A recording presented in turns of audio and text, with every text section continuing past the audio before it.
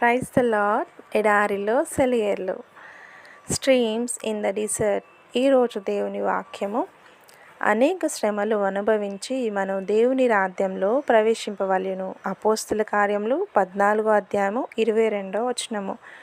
Through many tribulations we must enter the kingdom of God. Acts chapter 14 verse 22. మన జీవితంలో శ్రేష్టమైన విషయాలు మనం గాయపడడం వల్లే లభిస్తాయి. రొట్టెను తయారు చేయాలంటే గోధుమలు ముందుగా పిండి చేయాలి కదా.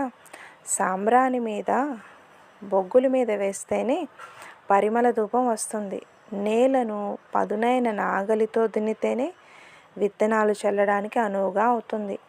విరిగి నలిగిన హృదయమే దేవునికి సంతోష కారణం. జీవితంలో అత్యానందకరమైన విషయాలు దుఃఖంలోని మొలకెత్తినవే.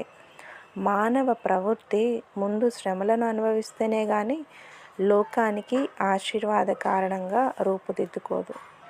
నువ్వు ఆదరించేవాడివిగా ఉండాలని కోరుకుంటే, ఇతరులకు సానుభూతి చూపించే శ్రేష్టమైన వరాన్ని నువ్వు ఆశిస్తే, శోధనలకి గురైన హృదయాల్లో మాట సాయం మాత్రం కాక నిజమైన మేలు చేయగలిగే శక్తి కావాలంటే, ఈ ఖరీదైన శిక్ష నువ్వు పొందాలంటే ఆ ధరను చెల్లించాల్సి ఉంటుంది. నీవు కూడా దేవునిలాగా శ్రమలు అనుభవించాలి. అటువంటి విశ్వాసంలో, అటువంటి నిశ్చయతలో దేవుడు మనలను నడిపించునుగాక. మన